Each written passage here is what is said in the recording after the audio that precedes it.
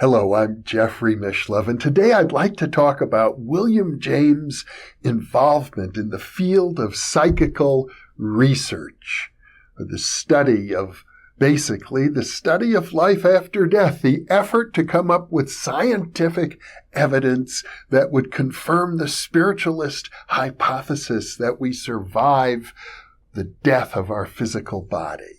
The Society for Psychical Research was founded in England in 1882, and William James was there in England at that time, visiting his brother, Henry James, the famous novelist. And Henry James was living in England and had become acquainted with and familiar with an interesting clique of people, is sometimes described as the Sidgwick group. It included the philosopher Henry Sidgwick, and it included his wife Eleanor, who was a sister to Gerald and Arthur Balfour, members of the British ruling class. Now, Arthur Balfour, I might mention parenthetically, later became Prime Minister of England, and also served as president of the Society for Psychical Research. In fact, interestingly, William James became president following the presidency of Arthur Balfour in 1894. So one could say at the outset that the Society for Psychical Research was basically founded by members of the Sidgwick group, including F.W.H. Myers, who was the author of the classic book, published post-mortemly after his death, Human Personality and Its Survival of Bodily Death. This book is such a classic that it is regarded today as one of the great achievements of the field of psychical research and of conventional psychology.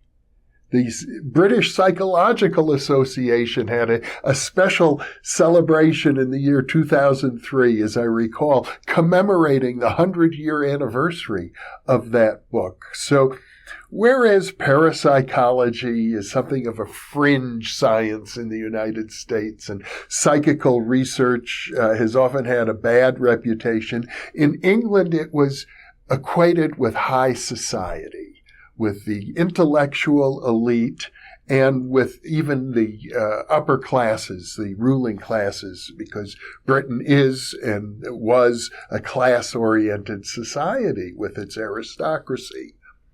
So William James was very comfortable in those circles, and he became active in the Society for Psychical Research right from the beginning. In fact, even before that, going back as early as I recall to 1869, he had written some book reviews about books relating to spiritualism, and he reviewed them favorably. Now, we have to appreciate that spiritualism was a huge fad all across Europe and the United States at this time. There were, the way you might think of the consciousness movement today, human potential movement, the psychedelic drug use sweeping across the country and across the world. Well, in the 19th century, it was spiritualism. And naturally, the spiritualists were making an interesting claim. They were claiming that communication between the dead and the living was possible. It also implied that there was such a thing as a spirit or a soul of a dead person that would leave the physical body at death and exist in some other reality. That's the basic claim. Now, I can say this. William James' father, Henry James, was horrified by spiritualism because he was a student of Swedenborg. And Swedenborg maintained that there's another world, there is another realm, a spiritual realm, but it's completely non-physical. It has outside of space and time altogether. It is unrelated to anything that could be tested scientifically, whereas the spiritualists were claiming something a little different. The very idea that communication is possible suggests that the dead, the realm of the dead, the happy place, the summerland, there were many euphemisms for it, but it's a real place. It exists somewhere. And therefore, it's amenable to testing. We don't know where it exists, but the very fact of communication suggests the possibility of empirical testing. And to Henry James Sr., that was blasphemous, actually, and a kind of horrifying prospect. But William James was an empiricist. He saw things differently. He recognized that the spiritualists were making a claim that ought to be, in principle, testable scientifically, and he devoted much of his life, the last 30 years of his life or so, were devoted to seeing that test through, to see if we could come up with evidence for survival. Now, I should say that recently a book has been published, which probably for the time being is going to be the standard by which academics in particular are going to look at William James' involvement in psychical research. The book is titled William James, Psychical Research and the Challenge of Modernity by Christopher Dillon Knapp. And I reviewed this book in preparation for this talk today. And I have to say this, Knapp approaches the entire subject very thoroughly. The book is nearly 400 pages, and it's devoted exclusively to William James' involvement in the field of psychical research and how to make sense of it. And it's not the only book. There have been many books looking at this because, after all, William James is regarded as one of America's greatest intellects. So William James is, by many people, the greatest of American philosophers and a scholar of importance. So the fact that he devoted 30 years of his life to psychical research, even if you think psychical research is total bunk, it still is food for thought. It still makes scholars pause and say, why did such a great man as William James devote so much time and energy to it? And there have been different theories expressed. The typical mainstream academic view is that, William James, of course, a great man, a philosopher, the founder of American psychology, the founder of religious studies in the United States, but his interest in psychical research was a passing fancy. It was a hobby and something he probably really regrets ever being involved in. It was a big mistake. Now, Dillon Knapp, or Christopher Dillon Knapp, takes the approach in his book that psychical research was, and he uses this word, pseudoscience. He's taking the point of view that is probably as far as he could go within the respected traditions of academia. He said, it was a pseudoscience. Nothing really came out of it. It was a big mistake, but it was crucial for William James because James was trying very hard to reconcile the scientific spirit with the religious spirit. How could you do that? And James thought, well, if we have scientific evidence proving life after death, we can reconcile religion and science. And that was his great goal. That's what he was devoted to. He was an empiricist. He was mostly non-committal throughout all of his career. So Knapp, again, he's saying psychical research was central to William James' thinking. It wasn't peripheral. It wasn't just a passing fancy. And we have to pay close attention to it, even though it was, in his view, a pseudoscience.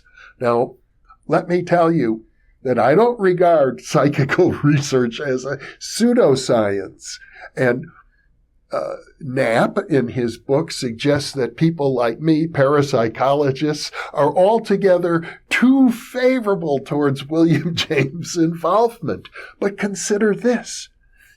The American psychologist, just, I think, in the last few weeks, has published a major review of parapsychology research. Over 1,700 experiments were included in the meta-analyses of parapsychology research. And this article that I'm referring to cites all of these meta-analyses. The meta-analyses themselves include 1,700 individual studies published in peer-reviewed, refereed journals, and with enormously significant statistical results, and, according to the article, very good methodology. So that is the latest pronouncement on the field of parapsychology, which, of course, is an outgrowth of psychical research, from within the flagship journal of the American Psychological Association. So to the extent that parapsychology is an outgrowth of psychical research, it is a respected and established science. It is the Parapsychological Association is an organization affiliated with the American Association for the Advancement of Science. And the American Psychological Association has put its stamp now on a what you would call a meta-analysis, an analysis of all the other meta-analyses relating to parapsychological data.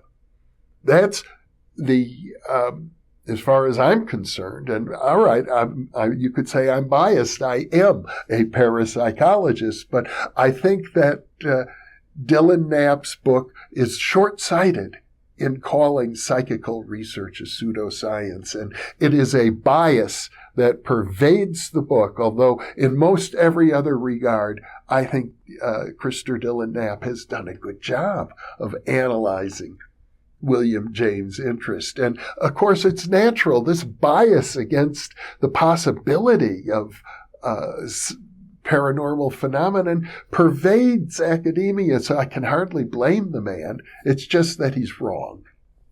And I think over time, if we look back in another 100 years, I think people will see things differently. William James understood this about parapsychology, although the term wasn't in use in his own lifetime. It had been coined, but it wasn't widely used until the 1930s.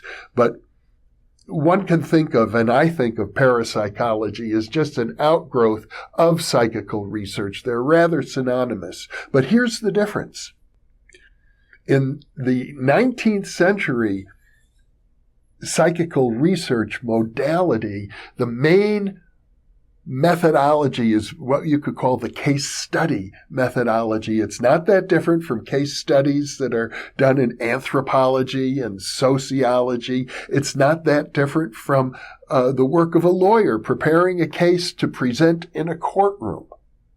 In other words, it's a very rigorous methodology. It's used in science, and it has proven itself as a very good way to get at facts, to get at the truth. But what it is not is what parapsychology has largely been built upon, which is the experimental method with advanced statistics, double blinds, and all kinds of controls to prevent sensory leakage and fraud. In case studies, you don't have the same level of rigor that you have in experiments. Now, I can look back now, because we've had parapsychology since the 1930s, nearly 80 years of parapsychology and another 50 years or so of psychical research before that. And let me point out that the case study method of psychical research is still ongoing. There are people today who feel that it yields more worthwhile information than the experimental method. Both methods have their drawbacks. But in any case, They are related to each other. So if you want to convince scientists, the best way to do it is to have a repeatable experiment that can be confirmed over and over again in many different laboratories around the world. And that's what the method of parapsychology has now accomplished. That's what psychical research failed to accomplish, because all they had was case study after case study after case study. It didn't have the same weight. But to be honest, let's take a look at the book published in 1903, the pinnacle of the work of the Society for Psychical Research, Frederick Meyer's great book, Human Personality and Its Survival of Bodily Death.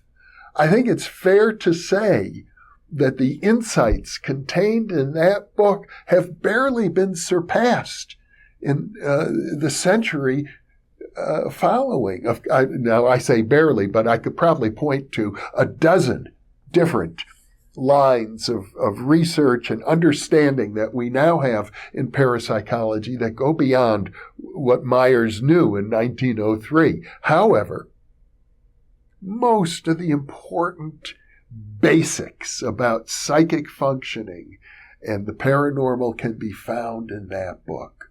The refinements are important, but I would say the case study method enabled scholars such as Myers and William James to understand the phenomenon practically as well as we do now 100 years later.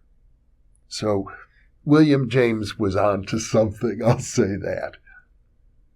What did he contribute to the field of psychical research?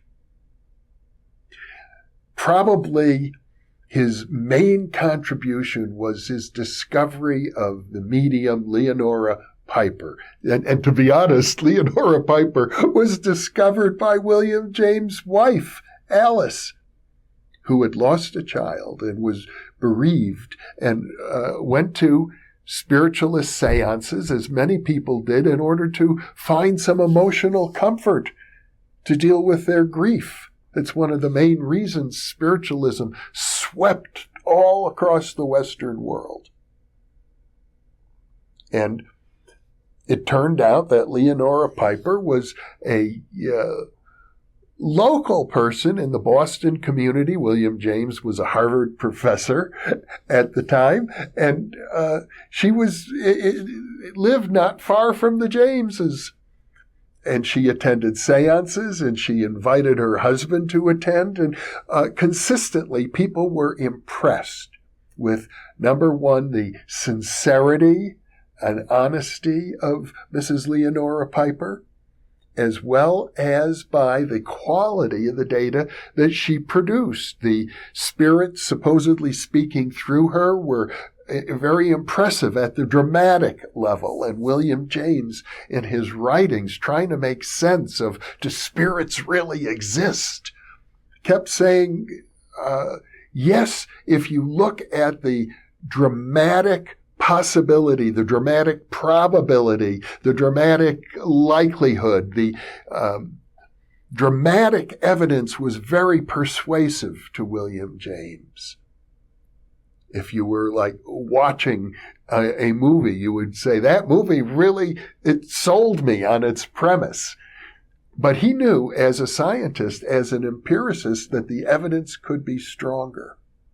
And he literally attended hundreds of seances during his career. And he attended those seances at a time when he was at the peak of his intellectual ability, writing his best work in psychology and in philosophy. And there's a sense in which his interest in psychical research contributed to his overall philosophy, his theory of pluralism. Now, the theory of pluralism is very important because James believed that if humans are to have free will, and we assume that we do, generally speaking, it's not likely that free will would be compatible with a monistic view of the universe. Either monistic materialism would be incompatible with free will, because from the monistic materialistic perspective, everything is caused. Every effect has a cause. And if that's the case, then there's no room for free will. Nor is it compatible with a monistic view, a religious view of the omnipotent God, because if God is omnipotent, then once again, human free will doesn't exist. So James believed that the only possibility for free will is what he believed was a pluralistic universe. At the end of the day, he rejected the belief in an all-powerful deity. He believed that there was a spiritual world, a world into which the human consciousness returned after death. But it was pluralistic. It wasn't made up or composed of a single consciousness. It was multiferous is the word that I want to say. I don't even know if that's a real world, but populated by many, many different competing elements of consciousness. And James, at the end of the day, felt the human soul doesn't even necessarily survive independently after death, but it kind of merges into what he thought of as this sublime realm of consciousness, not as individuals. And of course, I have to say this, in James' lifetime, there was very little exploration of reincarnation. The evidence of reincarnation suggests that the individual soul does persist and can even occupy another one, another body after death. So, but in James' own era, that wasn't possible. His theory of survival, then, is unique. It's not a religious theory. It's not a scientific theory which would try to debunk the possibility of survival. It doesn't maintain or require the existence of God, but it does suggest that there is a spiritual realm, and a realm into which consciousness can return, like a drop returning to the ocean. Something of that sort. It was a unique contribution to our thinking about what human survival might be like. Now, an interesting thing about James and his concluding work is that in his studies of Mrs. Piper and other paranormal phenomena, he had a research colleague, Richard Hodgson, who was paid, I think Hodgson earned about $300 a year back in those days as a researcher for the paranormal, paid by the Society for Psychical Research. I think occasionally paid out of William James' own personal funds, as James had inherited a small fortune, maybe even more than small. But Richard Hodgson died in 1905. William James didn't die until 1910. And after Hodgson's death, he began appearing as a communicator through Mrs. Piper. William James attended dozens of seances in which his dear friend Hodgson was communicating supposedly from the other side. And one of his final contributions, perhaps his greatest contribution to the field of psychical research, was a 200-page report in which he examined all of the communications purportedly coming from Hodgson. And what he basically said is, I'm impressed. The dramatic possibility that Hodgson was really communicating impresses me. But I realize as a scientist, that's not enough. You need empirical data. You have to confirm, and you have to confirm it and test, weigh and balance the idea that Hodgson himself was communicating with about 8 or 9 alternative hypotheses. These alternative hypotheses range from fraud at one end of the spectrum to Hodgson actually was communicating at the other end. And a whole range of intermediate hypotheses, including such things as Hodgson, the information that Mrs. Piper provided about Hodgson that she ought not to have known, because there in many cases no way that she could have known it, except what if Hodgson had told her when he was alive, because he worked with her? Well, that seemed unlikely because according to William James, Hodgson was very careful not to do that. But it still remained a possibility, although James thought it was not likely. So things sort of ended up that way with him. Basically, him saying that, we have to take the spiritualist hypothesis seriously in his book. His 2-volume book on psychology. He, for example, reports on a case researched by Hodgson in Illinois, the Watseka Wonder case. It's a case of possession, and we've talked about it elsewhere. But James says this case, which was eventually removed from the single-volume, shorter version of his book on psychology, this case supports the spiritualist hypothesis. I think there's no question that James, towards the end of his life, subscribed to the spiritualist hypothesis. At the same time, I think it's pretty clear that he didn't feel that, as an empirical scientist, that the evidence was yet, at the time of his death, absolutely convincing, persuasive, beyond a shadow of a doubt that the spiritualist hypothesis was established. He felt, even at the end of his life, that they could have done a better job.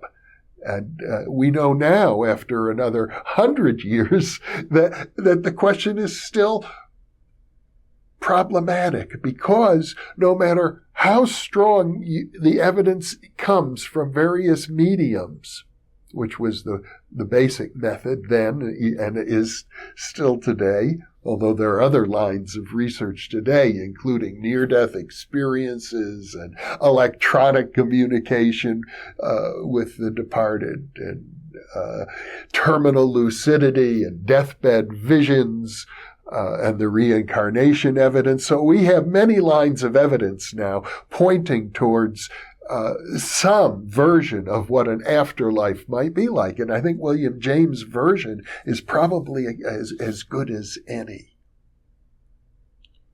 Still, even today, the possibility that all of this evidence might be explained by what the philosopher Stephen Browdy calls living agent psi. In other words, basically ESP, telepathy amongst the living, could account for practically all the data. The only possibility of getting around the living agent psi speculation is to suggest that maybe the cross-correspondences where a single spirit communicates different pieces of a message to different mediums on different continents even, and the message only makes sense when you put the pieces together. That, I think, might be a way of getting around the living agent psi hypothesis, because putting the pieces together would require a single mind, not the mediums, each acting independently of each other, I would think. Although you might say, well, they form a group mind and did it. There might always be a counter hypothesis until we can actually teleport back and forth between our physical reality and wherever this hypothesized afterlife exists. Today, I would suggest that the afterlife might exist in what we call hyperspace, dimensions of space separate from the 3 dimensions that we experience through our normal senses. But that's speculation on my part. And of course, James was speculating as well. And I think he really tried very hard and sincerely to speculate in a way that wouldn't favor either the scientific skeptical position or the religious true believer in God position. He was always, throughout his career, looking for a middle ground. In fact, Kristen Dillon Knapp's book is based on that idea. He calls it the tertium quid, the idea that there was a third possibility in between hard-nosed skepticism and soft-minded gullibility. That James spent his whole career trying to find that third possibility, although at the very end of his life he basically gave in and said, no, I believe that some form of survival really occurs. Now, according to Knapp, that was an error on James' part. But I think, looking back today with the additional evidence that we now have from near-death experiences, reincarnation, and so on, one has to say that James was on the right track and that he was a very important pioneer in this area. And because he was such a prestigious scholar and philosopher, it would be a mistake, a big mistake, to think that he was in error.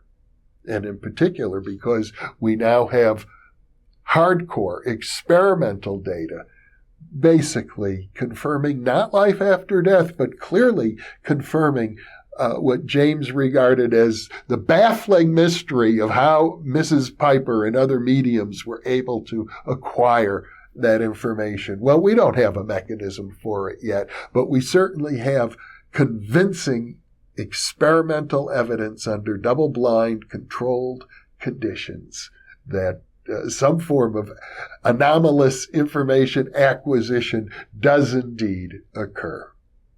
So I'll conclude my discussion here. Thank you very much for being with me.